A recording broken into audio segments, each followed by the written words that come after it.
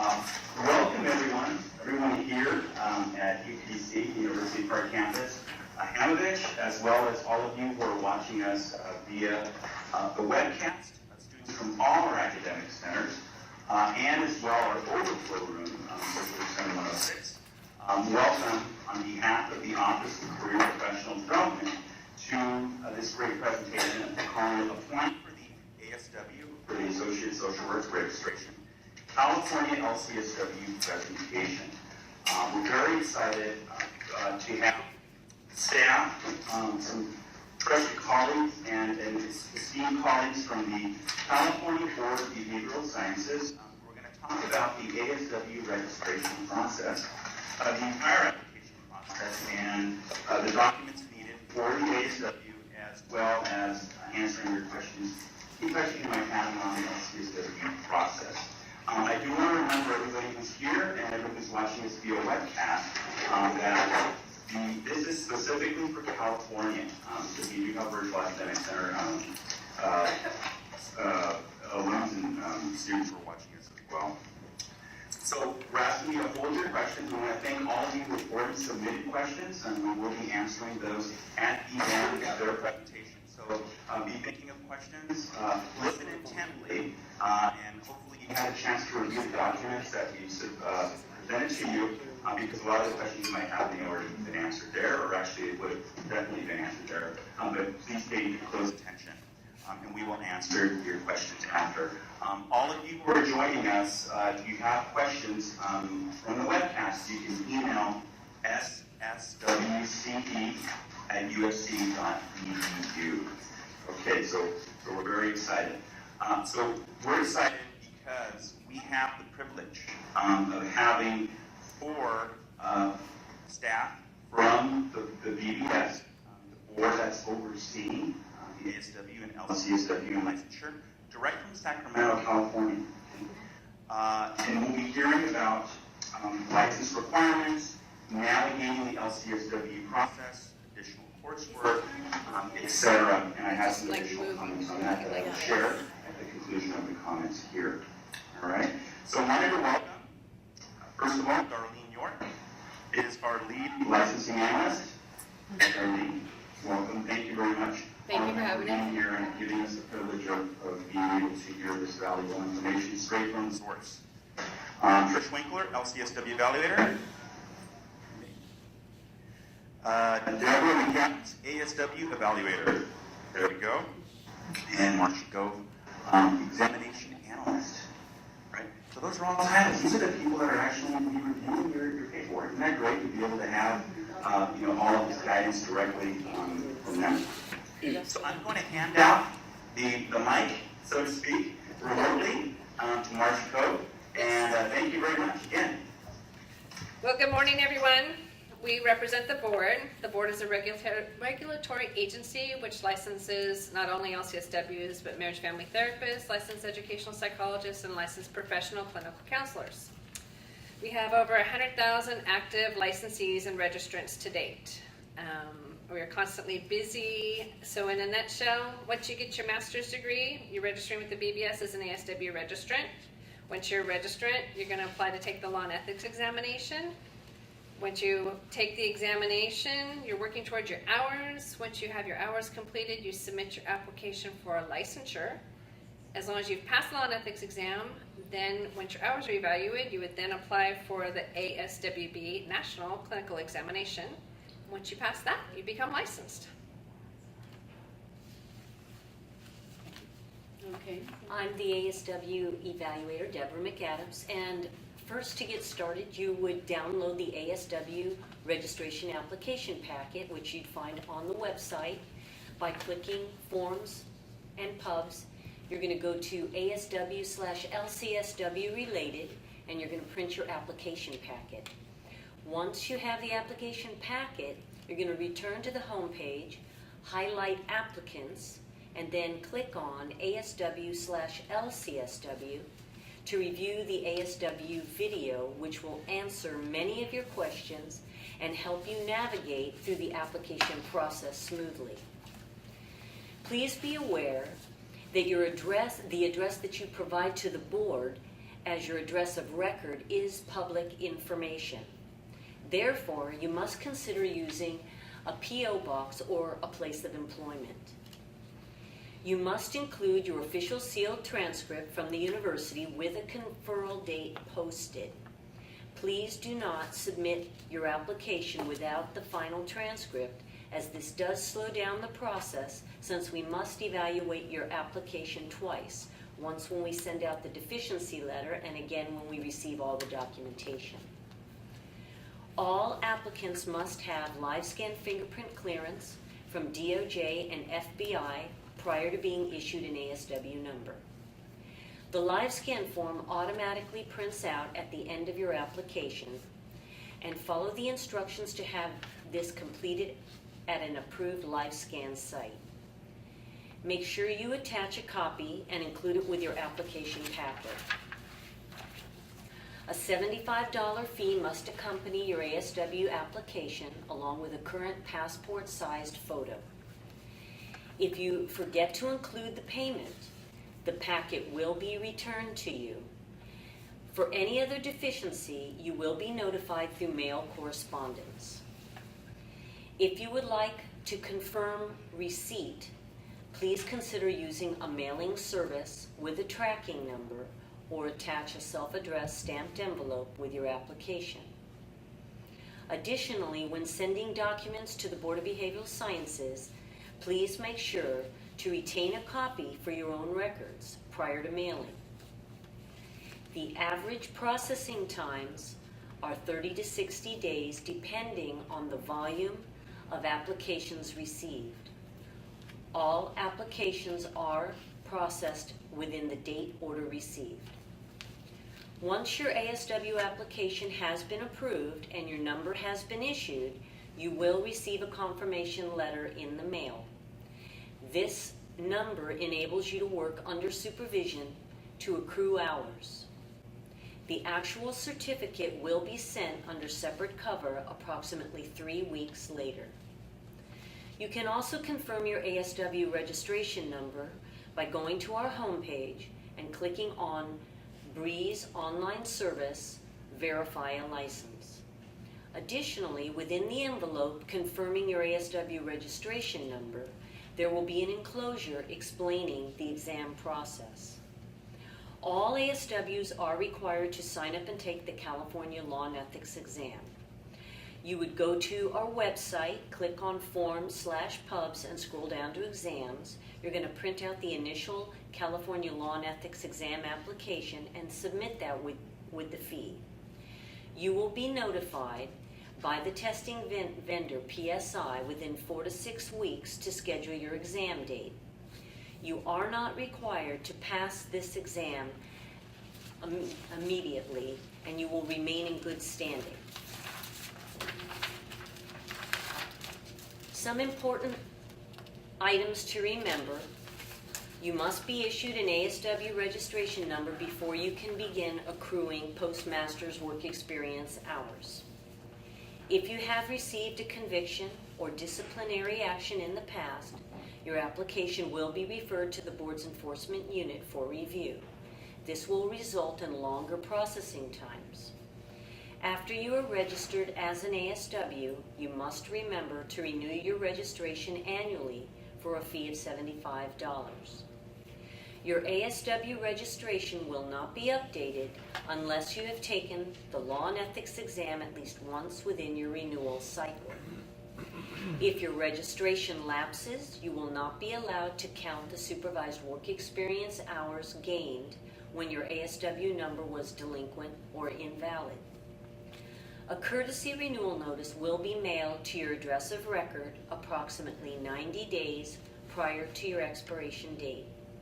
Please allow 4 to 6 weeks for processing a renewal by mail, or you can renew online and it will be processed within 24 hours, as long as you have taken the Law and Ethics exam once within your renewal cycle. You may only renew this number a maximum of 5 times. On the 6th year, you will not receive a renewal notice in the mail, and you cannot renew online. You will go to our homepage and click on Forms/Pubs and scroll down to the applicant-related ASW/LCSW link and print out an ASW subsequent registration packet. To receive a subsequent ASW number, you will be required to have passed the law and ethics exam by that time. To summarize, when submitting your ASW application, please include a passport-sized photo, a completed live scan form, an official sealed transcript with your MSW degree posted, and a check for $75. And Trish Winkler will now speak. She's the LCSW evaluator. Good morning. I'd like to take a few minutes to discuss the application process so that you will be prepared to submit your LCSW application for processing. For your information, the LCSW application for licensure and examination is available on the board's website at www.bbs.ca.gov.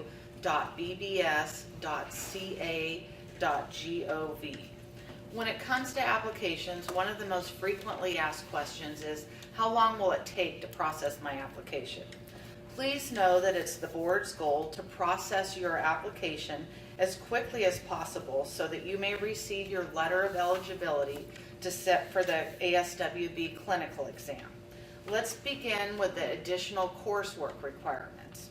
In addition to your MSW degree, you will also have to complete the additional coursework requirements, which are in place to ensure you have education in key subject matter areas as follows: child abuse assessment and reporting, 7 hours; human sexuality, 10 hours; alcoholism and other chemical substance dependency, 15 hours; spousal or partner abuse assessment, detection and intervention, 15 hours; aging, long-term care and elder dependent adult abuse, 10 hours; California law and professional ethics, 18 hours. Law and ethics, the coursework for law and ethics is only for out-of-state graduates. Graduates from California schools have already met this requirement. These additional coursework requirements may be completed while you are enrolled in your MSW program, but must be completed prior to applying for the examination eligibility. To see which courses fulfill our requirements, you can go to our website and click on the applicant tab followed by schools, where you'll see a list of courses that USC has determined meet our requirements. If you graduate and you still need to take some of these courses, you can take them after you graduate from accredited or approved universities, county, state, or governmental entities, or approved continuing education providers. A list of board-recognized approval agencies can be accessed from the website's licensee tab, followed by continuing education, and then follow the prompts to the approval agencies. What is required for you to submit your LCSW application? The board requires a fee of $100 to file your application. This includes the evaluation of your hours and your coursework. Fingerprint clearances are only required if you do not have a current ASW registration. Included in the application packet are instructions, a step-by-step checklist for you to follow. The instructions are a valuable tool to assist you in successfully submitting a complete application. You may wish to retain these for your records. However, you do not need to submit them with your LCSW application. The application itself is a fillable application, so you can fill it out online. However, you will need to print out the application and mail it to the board with the rest of your forms. To reduce application processing times, it is required that you submit a complete application. So what is a complete application? Let's discuss what forms are needed for you to submit your LCSW application. You need the LCSW application itself, including a current passport-sized photo. You also need to submit the examination security notice. Every supervisor needs to provide you with the following 3 forms. the clinical social worker experience verification form, the supervisory plan, and the responsibility statement for supervisors of an ASW. On the clinical social worker experience verification form, you will total all of your supervised hours from a setting, and the supervisor will sign the form. Please remember that a W-2 is required for every employer and for every year that you are claiming experience. If you are claiming experience during the current year, your most current pay stub should be submitted. Now on the supervisory plan, the supervisory plan and the responsibility statement should be completed prior to supervision. The supervisory plan, you will fill out this form with your supervisor, and the responsibility statement, the supervisor signs this form. An additional form that's included in this packet is the ASW Weekly Log. This form is a resource for you to use. You are not required to submit this form to the board or with your application. It's just a resource for you. You will send in your clinical social worker experience verification forms and any verification of completion of additional coursework with your LCSW application. Please do not submit any documentation to the board until you are ready to submit a complete LCSW application. Please remember all forms are required to be submitted to the board with an original wet signature. In addition to your degree and additional coursework, you are required to accrue 3,200 hours of supervised work experience and 104 weeks of supervision. Both the supervised work experience and the weeks of supervision are broken down into categories. Please see the LCSW breakdown of required experience for more information. If you have your handout there of frequently asked questions, you can review this chart on page 2. Now, this experience must be gained under the supervision of a licensed mental health professional. Depending on the type of license your supervisor holds, he or she needs to meet the different requirements in order to supervise you. There are 5 acceptable supervisor license types: a licensed clinical social worker, licensed marriage and family therapist, licensed professional clinical counselors, licensed psychologists, licensed physicians, nationally board certified in psychiatry. Those are the only 5 license types that you can receive your supervision under. The general supervision requirements are as follows for supervisors. All supervisors must be licensed for 2 years in California or another state and hold a valid California license. The LCSWs, the MFTs, and the LPCCs must complete a 15-hour supervision course. The licensed psychologists and the licensed physicians do not need to complete the 15-hour supervision course. For a detailed list of other supervisor requirements, please see the responsibility statement for supervisors of an associate social worker. The board encourages applicants to check your supervisor's license. You need to do your due diligence and make sure that the supervisor that's supervising you has a current license. You cannot gain hours under someone holding an invalid delinquent license. You can verify the status of your supervisor's license anonymously using the BBS online license verification feature. This concludes the information that we have for you with regard to the LCSW application process. At this time, I would like to turn it over to Darlene York, our lead LCSW evaluator, to discuss the hourly breakdown. Okay. Thank you, Trish. Thank you, Debbie, Marcia. I want to thank you all for being with us today. Now we go into the meat of it. Okay, so what we're going to talk about today is the breakdown of your hours. There are many requirements to meet before being eligible to sit for the clinical exam. An individual is required to have 104 supervised weeks and 3,200 hours of work experience. Keep in mind, these are 2 separate requirements. 104 supervised weeks. is a week, and any week you receive supervision, either 1 hour of individual supervision or 2 hours of group supervision, where you meet with your supervisor for 104 weeks. Of the 104 supervised weeks, 52 of those weeks must be in weeks in which you have individual supervision. Of the 52 weeks of individual supervision, 13 must be with the LCSW. You need to be supervised in order to accrue work experience. So you will be completing the 104 weeks and the 3,200 hours of work experience requirements simultaneously. You must complete both requirements, however, before you can apply for examination.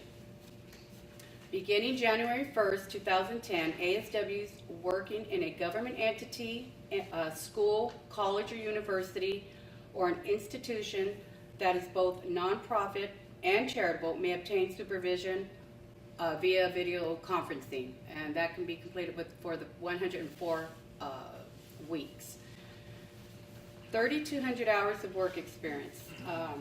And the 3,200 hours of work experience breaks down into different categories. A clinical, in category A of the work experience, experience verification, you need 2,000 hours in clinical supervision work experience, okay? Clinical psychosocial diagnosis, assessment, and treatment, including individual or group psychotherapy, counseling, minimum 2,000 hours. Face-to-face individual or group psychotherapy, you need a minimum of 750 hours. You can gain up to 1,200 hours in client-centered advocacy, consultation, evaluation, and research, maximum 1,200. In addition, I believe in 2015, there had been another requirement added, or another additive to that, where you can continue to gain the 1,200, and that is when you spend time with your supervisor, you can now count that in category B towards your 1,200 hours of client-centered advocacy, in addition to trainings and research. Okay, so of the 3,200 hours of work experience, 1,700 hours must be gained under the supervision of an LCSW. The remaining 1,500 hours can be gained either through an LCSW, LPCC, MFT, or licensed clinical, what's the other one? Educational psychologist? Yes, an education psychologist, or MD. You need to have at least 1 hour of direct supervisor contact to count any work experience in any given week. 1 hour of direct supervisor contact can be either 1 hour of individual supervision or 2 hours of group supervision. Group supervision should not include more than 8 individuals receiving supervision. 40 hours a week work experience is the maximum amount of work experience that you can claim in any given week. My suggestion to you to review the definition of psychotherapy in the context of clinical social work, you can visit the board's website in our statutes and regs. The BBS advises all registrants to carefully read the definition of psychotherapy as it relates to the clinical social work. In addition to supervising you, your supervisor may also be supervising MFT interns, trainees, or other types of mental health professionals.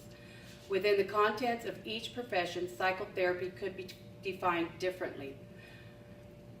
The board will only define psychotherapy. The rest of your clinical work, your clients, your advocacy, it is up to a qualified supervisor to determine that you are working within the scope of practice.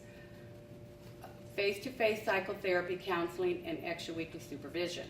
In order to count any supervised experience in any week, you need to have 1 hour of direct supervisor contact. However, if you go, so with the 1 hour, let me break this down to you a little bit better. For every week that you receive 1 hour of individual supervision, you can claim up to 40 hours a week work experience. Within that 40 hours a week work experience, you can have 10 hours applied to face-to-face psychotherapy. If for some reason you go over anything over the 10 hours, you need additional supervision, either another hour of individual supervision or 2 hours of group. 2 hours of group contact could be 2 hours of individual supervision, 4 hours. Okay, so the breakdown is on your sheets, your handout. Understanding this rule is critical because other mental health professionals have different rules for relating to supervision and direct psychotherapy counseling services. Your supervisor might confuse the two requirements. Make sure you understand requirement in order to ensure you are being credited with all the experience that you are earning. The 6-year rule. There is a couple of things on the 6-year rule. One, your registration number is good for 6 years. Most applicants will come out of the degree programs, get the registration, and gain their experience within that first 6 years.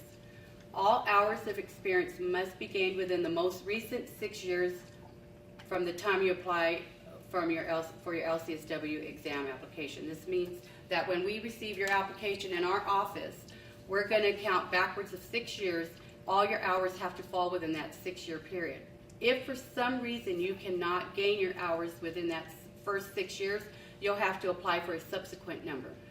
And it's not uncommon that hours would be gained between two numbers. It's just we will only take the most recent 6 years of your experience.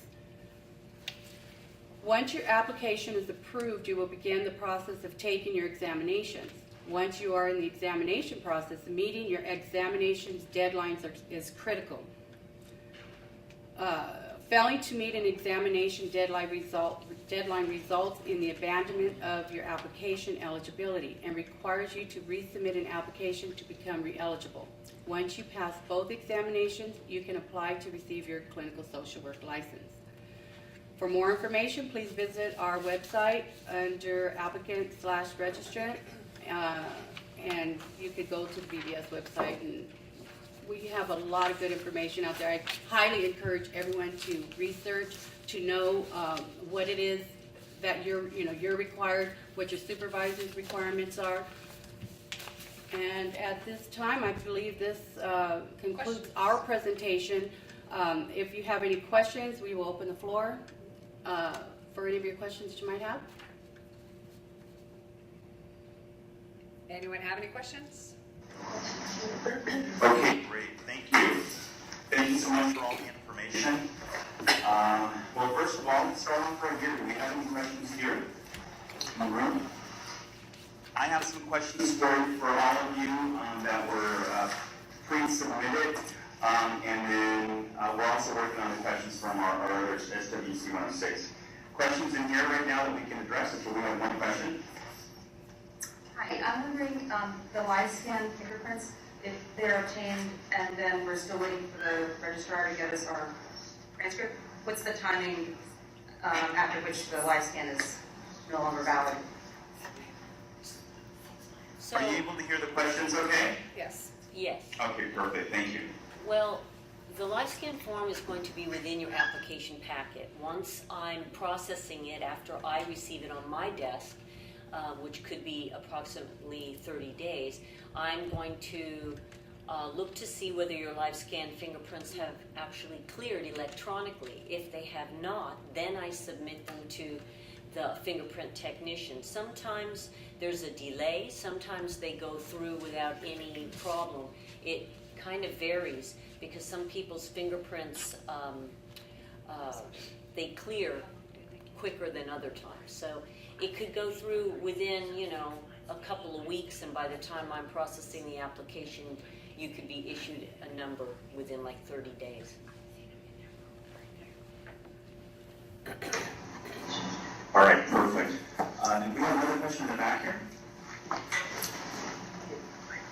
I know that you say once we apply, we have to give not legal residence, well, not our personal address, but legal residence of employment or P.O. Box. What happens if we need to change P.O. Boxes or change employment? How can we update our address?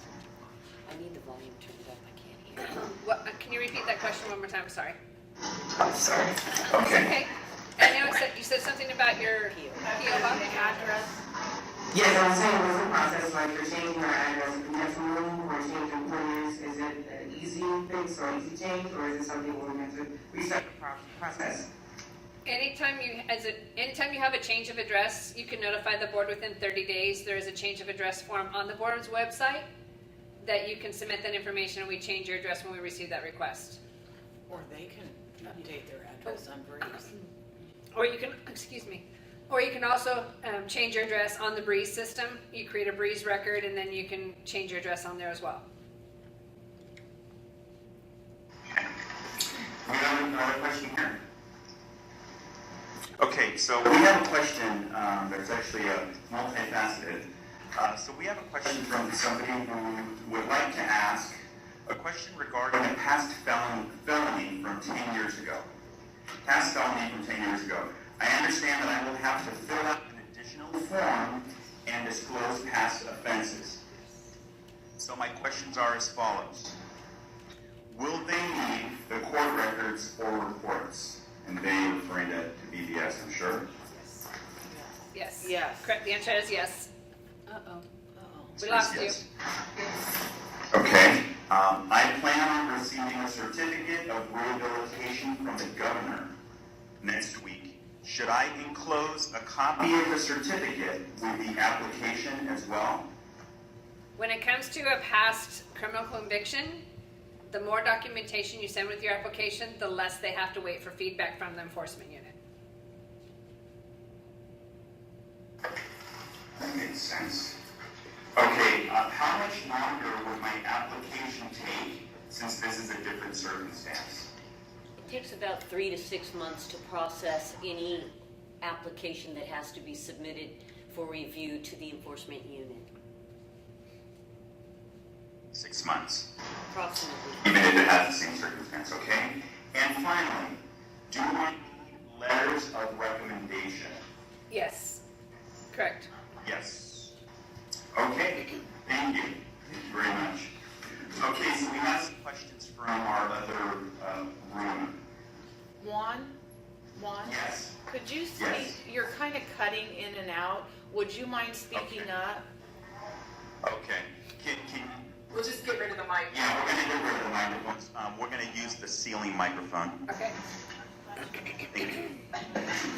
Let us know if this improves. Okay. Just using the Can you hear me okay? Yeah, that's better. Yes. Okay, so what this means now is whoever's going to be asking a question, you need to, really project your voice. Okay, so you can only transfer up to 1,200 hours from out of state, correct? You No. answer that. Okay, go ahead and Trish answer that. Oh, yeah. Okay, it says microphone off. No, that's incorrect. Can you hear me, Juan? I can hear you fine. Can you hear me? Now I can. Yeah, it was off. Okay. Okay. Okay.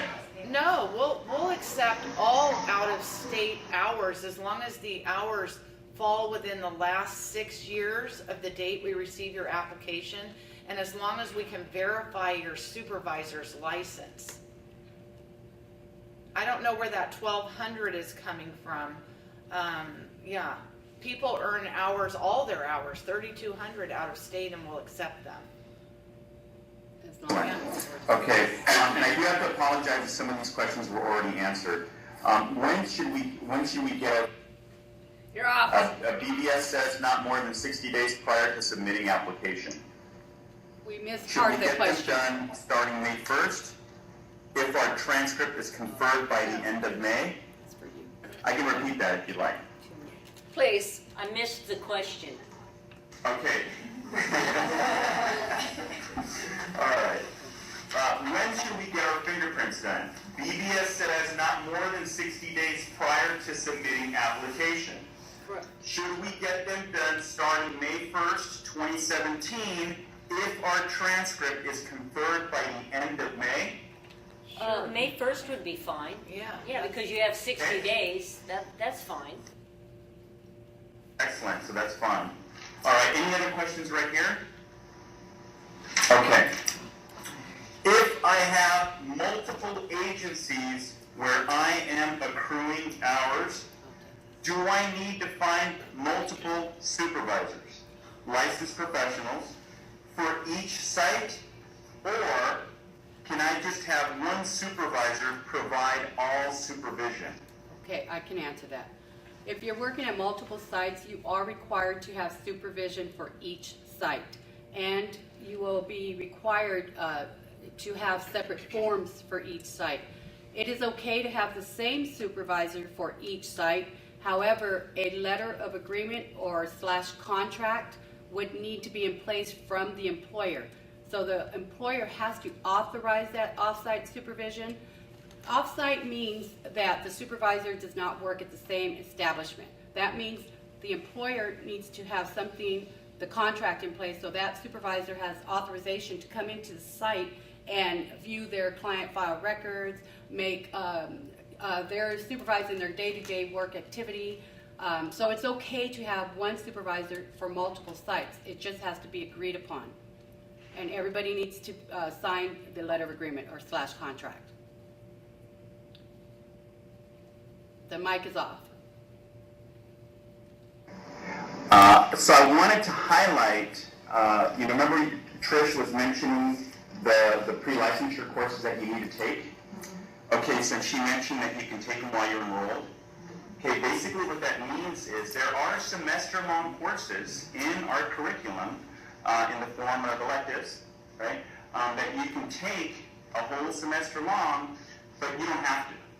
You may remember it's like 10 hours, 7 hours, etc. Well, semester long is obviously more than that. You don't have to. There is a list on the BBS website, as Trish mentioned, but I can mention the numbers of the social work courses right now if you'd like. I'm just going to mention the numbers, okay? So social work 674, which is, I'll give the names, human sexuality and clinical social work practice, but you don't have to write it down. Social work 617, social work 617, that's substance abuse with consideration of other addictive disorders. Social work 678, child abuse and neglect. Social work 599, multidisciplinary perspectives on child abuse and neglect. Similar class will both satisfy that child abuse assessment requirement. And social work 666, you heard it right, 666, domestic violence.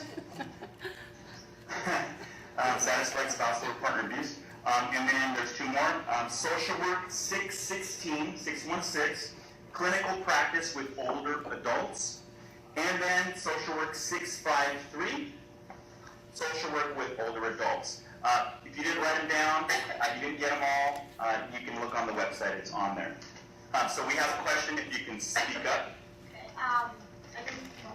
All right, I can repeat it. I'm part of the GSWEC stipend, so with that, and that's a specialization in geriatrics. So the question is if it's part of GSWEC, which is a consortium, and if you're working with the older adults. Working with older adults. So is that training, psychiatric? Yeah, if it's not important, no, this you still have to take this unless you look in there, will specifically satisfy the pre-licensure courses, then I would check on the website for that. Okay. But these are actually courses that will allow you to not have to take the pre-licensure after. Okay. Any questions on this, what I just mentioned right now on the pre-licensure courses? Okay, any other questions here right now? Okay, so let me go into another question. So here's another one from the other room. Do we only take the law and ethics exam once, or do we need to retake each time we renew? With the law and ethics course, if you take it the first time and you pass, you are finished with it. However, if you take the law and ethics course and you fail, you'll take a 12-hour law and ethics course. You can take the exam every 90 days through that first renewal cycle. If you come up the next renewal cycle and you still have not passed, then yes, you'll take it again, and then you'll have to take an additional 12-hour course. Yeah, right, so you take the exam once, right? Okay, very good. Can all supervision, good question, be conducted via video conferencing? Okay, I can answer that. Only if the applicant works in a government entity, a school or university, or a charitable and nonprofit organization. They have to be charitable and nonprofit. Those are exempt settings. So if the applicant works in those type of settings, That is the only time they're allowed video conferencing, and they can complete their entire 104 weeks in that setting. Charitable or nonprofit, or is it a charitable nonprofit? If we have, LA Los Angeles County Department of Mental Health contracted nonprofit agency, does that qualify? It has to be charitable and nonprofit. An example of a charitable and nonprofit organization. The only example that I might be able to give you would be, because you have to check with your employer always, is maybe like the Salvation Army, something to that effect. All right, that makes sense. Okay, all right. So let's keep going. Feel free to raise your hand if you have any questions in here. Here we go. We have one. Yeah, another about the law and ethics. Did I understand that you take it separately from the clinical prior to gaining the 3,200 hours? Yes, the law and ethics exam, once you become a registrant, you can take it right after you become a registrant so that you have your first exam taken. You just have to... I'm sorry. That's your question. Okay. Thank you. You're welcome. Okay. All right. So we have a question from one of our alums. Who's in private practice. At my private practice, I offer paid supervision to ASWs that work for other agencies. So in her private practice, she is offering supervision for ASWs that are working not for her in other agencies that don't have in-house clinical supervision. How many unlicensed clinicians can I supervise at a given time in this format if they are not my employees? Okay, I can answer that. Right now, there's nothing in the law that prohibits any set amount if she or he is going out to the sites where the associates are employed, because that's ultimately what she's supervising as is another setting. And if she's hiring them to work in her setting, the maximum is 3.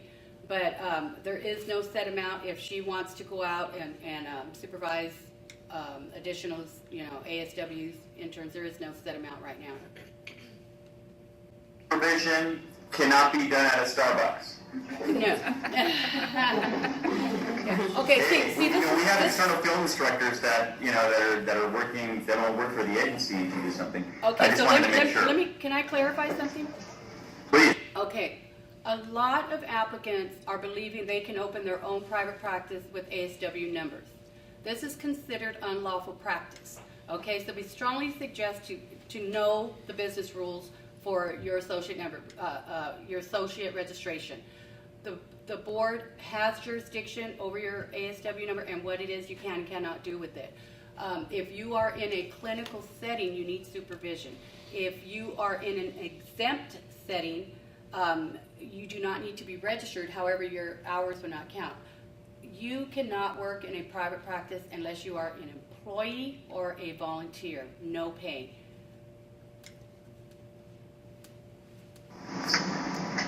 All right. Will hours be counted if no supervision is provided for the week? No. Will their clinical hours be counted if no supervision is provided that week? No hours will count if there is no supervision for that week. Will count if no supervision is provided for that week. Okay, makes sense. Here we go. Any questions? Is this stirring up some more questions here? Here we go.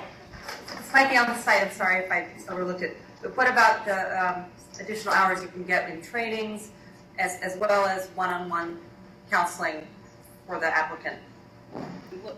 What is the specific? So if you were to do a course that has CEUs or mindful-based reduction training that has CEUs, do those count? It depends. Okay, first of all, it's really specific to what your supervisor deems within the scope of practice.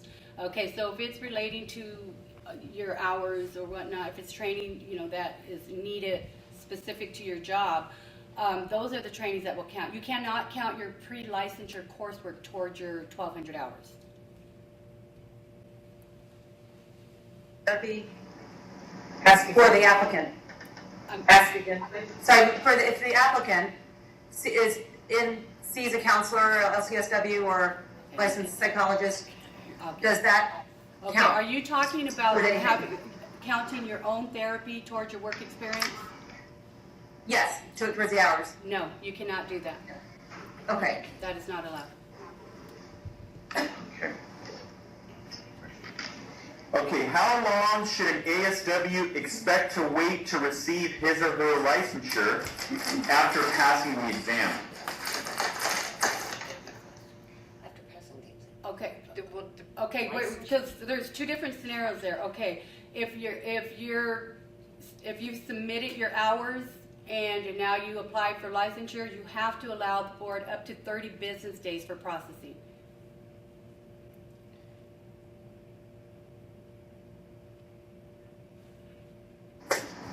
Okay. Question in the back? Just project your voice, please. So after we pass our exams and we submit for licensure, are there any other possible delays that could occur before we actually get our license? Are you talking about registration or licensure? license, he passes both exams.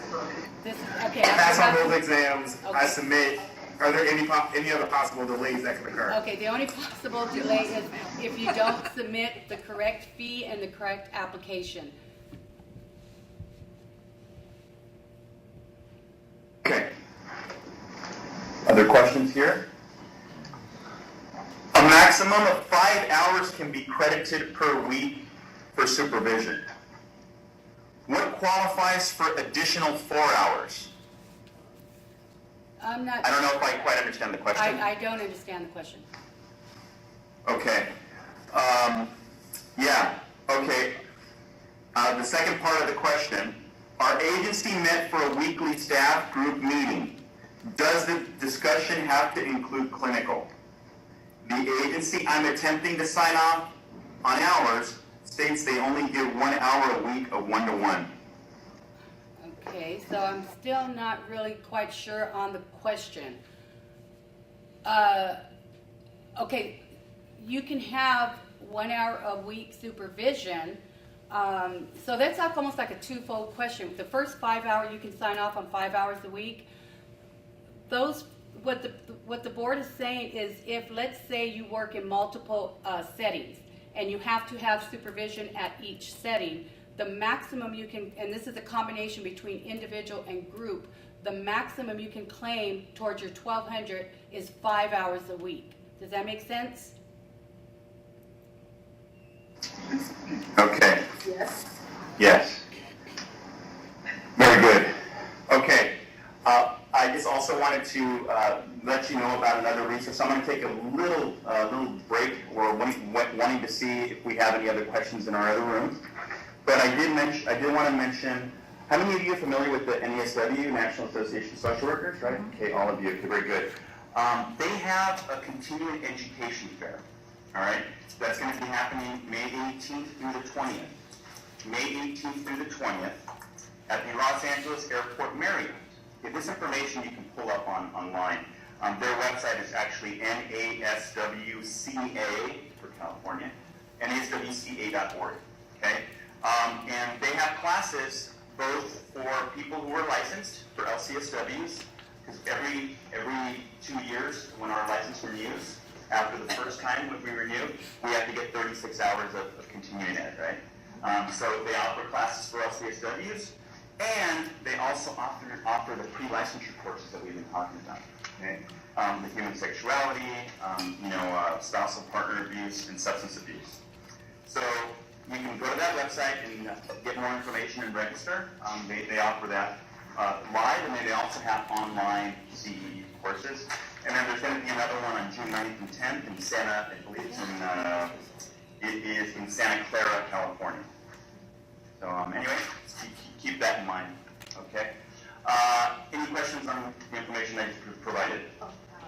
Okay, very good. You have a question for the panel. Go ahead. So going back to something that you mentioned earlier, I know I can transfer all my hours accrued out of state to California. Do I still register with the California BBS, or do I register with the state that I'll be accruing the hours? You'll need to register with whatever state you're moving to. and follow their requirements. Like if you're, after you graduate, if you're moving out of state, there's no need for you to get an ASW registration number here because you would need to do whatever they require in that state. Those hours back to California, because I know I want to get licensed in California. You know what, I couldn't hear the first part of that Repeat the entire question. Sorry, you Yeah, a little loud, were quicker than my button back there. Sorry. Go ahead. So I know I want to move back to California to become licensed here. How does the process work to transfer those hours that I accrued out of state to California? Okay, well, are you going to accrue all your hours out of state, or are you going to come back here and need to register as an ASW to earn the remainder of them? Let's say all hours out All of state. hours? Okay, so you and your supervisor will need to document those out-of-state hours on our form, the Clinical Social Worker Experience Verification Form, and then we'll also need an out-of-state license verification form for not only each supervisor, but for whatever level licensure registration that you hold.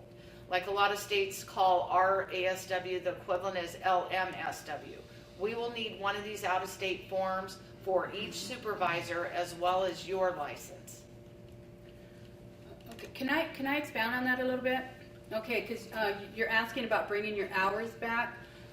In the event you decide to do all your supervision out of state, you can also take their exam because they're using the ASW National exam, ASWB National. You can always become licensed there, and then if you still want to move to California and get licensed here, you will not have to take the ASWB again. You'll just need to show verification that you've taken it and passed it. So you'll just be coming back to California and doing the application process. And passing law and ethics. Again, pass the law and ethics if you had not already taken it once you got out of your degree program.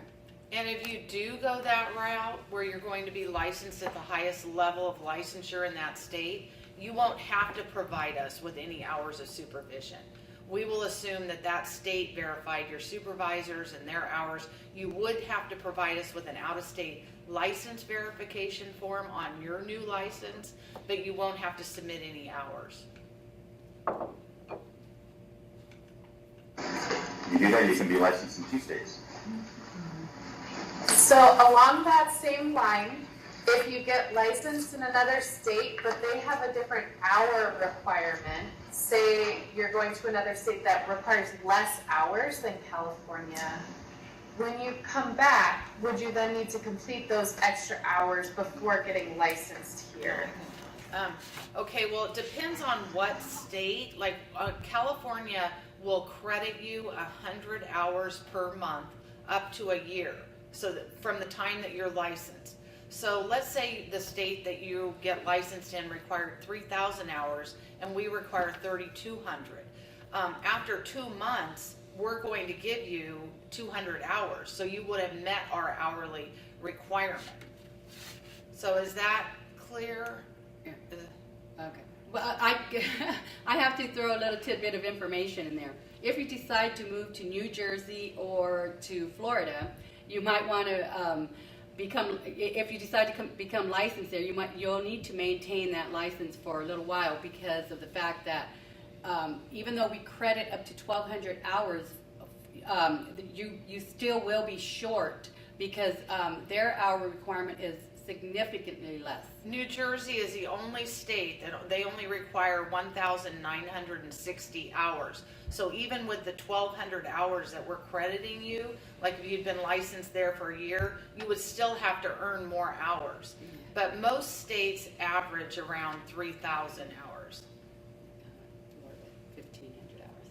All right, so we have some more questions from our other room. Do you suggest that we do a prep course or purchase a prep book for the law and ethics exam, even if law and ethics was included in our graduate training, which it is? The board can either support or tell you, mostly you should know it based on the education you received. If you happen to fail the law and ethics course the first time and you have to take that additional course, the 12-hour coursework, that will prepare you for the next time you take the exam. Can you volunteer in a place and accrue your hours as long as you are supervised? You've answered that already. Yeah, absolutely. So yes. Where can you get more information to obtain the classes needed for just those hours? I guess maybe it's the pre-licensure courses. Where do we get more information on where to take those classes? You can go to our website. If you're talking about online courses, you can go to our website and click on the licensee tab, followed by continuing education, and then CE provider information. Because it was a follow-up question to the volunteering. Where can you get more information to get classes needed for just those hours? I guess it's probably the same thing, the same answer. Okay, may we work on additional courses? May we work on additional courses and gain hours toward licensure concurrently? Oh, absolutely. And most of the coursework, we're going to review your transcript. You're going to find that a lot of the students have already taken the courses that are required. If for some reason you need a few extra ones, you can do them simultaneously at any time. Coursework does not expire. And you can do all the coursework online. Let's see. We did, and then we applied. Will supervision hours be counted toward 3,200 hours? That's the one Yes. question, a maximum of 5 hours a week. Keep in mind that where those are documented are within the 1,200 hours allowed in the client-centered advocacy section. A maximum of 1,200 hours can be counted in that area. You still are required to have the 2,000 clinical hours. Question in a second. I wanted a follow-up question to the previous question about the additional courses. Can you describe a typical time frame when this is allowed, when they can work on additional courses and licensure concurrently, and when we apply for exam eligibility? Are you asking if you can submit your exam eligibility without the coursework being completed? Because the answer is no. We want a complete application. So you want to do all your coursework prior to submitting your application. Okay, very good. Question? Yes, hi. I was wondering if you took classes that you believe qualify for the course requirements for the LCSW in the past, such as an undergrad, would those be able to count towards the requirements, or is it something that you need to take concurrently with your master's or after graduation? No, absolutely we'll take undergrad courses too. Even if you took, say, human sexuality at a community college, we'll accept that as long as we receive the community college transcript in the school sealed envelope. So you would have to provide that transcript as well as your MSW degree transcript. So just to extra clarify that question, if you're someone who maybe has had a little bit of time since undergrad, that doesn't expire, right? No, That's not within the 6-year thing. No, the coursework never expires. And in addition, if you have coursework that is not specific in title, you will need to include a course syllabi to show the hour amount for that course. We're doing one last call for questions in the other room, so I'm going to wait a few minutes for that. Any other questions here? Okay, I had a question that might be a little bit out of the scope of, might be too much of a general question, but I know when we are presenting, the different departments, right? When we're talking about COBE, which is our Community Organization of Business Innovation, which is an administrative focus. I know in California it doesn't matter what department or concentration you receive your MSW in, you can still sit for licensure if you accrue those hours. But I was told that there are some states, and you know maybe just in general, unless you know specifically, that there are some states where you need to have an actual mental health focused or a clinical direct practice focused concentration or department in order to sit for licensure. Do you know anything about that? I do know. Are you talking to us or your staff, your students? You guys, I'm sorry. Okay. We do know that for the MSW program, your concentration does need to be in social work for California, for the BBS. Okay. Okay, so I have another question. All right. I have been disabled and recovering from multiple surgeries post-car accident. Is there a way to have the time I have been disabled not count toward my 6 years? Right, because you have that 6-year timeline limit. Did you understand the question?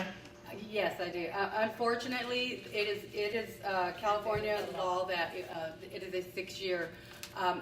You're not required to have your hours done in 6 years. What the board is saying is we require that your hours cannot be older than 6 years. This means from the date I have your application in my hand, your hours have to fall within a 6-year window. A lot of applicants might gain some of their hours under their first registration number, which is good for 6 years, but they cannot, some of them cannot meet those last couple hundred hours, so they have to obtain another ASW number. The unfortunate part is that the older hours will drop off, but they still have the opportunity to gain newer hours. So at the time they apply for licensure, all their hours they have to fall within a 6-year window. So you're not subjected to having to do it in 6 years. Okay, any other questions? Okay. Darlene, Trish, Debbie, Marcia, thank you guys so much. Again, for the privilege of having all of you present the information here. Thank you very much. Let's give them a round of applause. Thank you for having us. This will be archived. This is being recorded. So this will be up in a couple of weeks. We will send out the link for it. And wanted to also remind all of you, how many of you are planning on going to the career fair in Carson?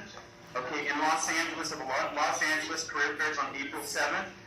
Look out, you probably received an email very recently, so make sure that you get all the information there on how to register. So we're going to conclude our presentation. Thank you guys so much. Good luck with the rest of the semester. All of you have been watching this via webcast and in our other room. Thank you very much for joining, and good luck. And we'll see you next time. Thank you. Thank you.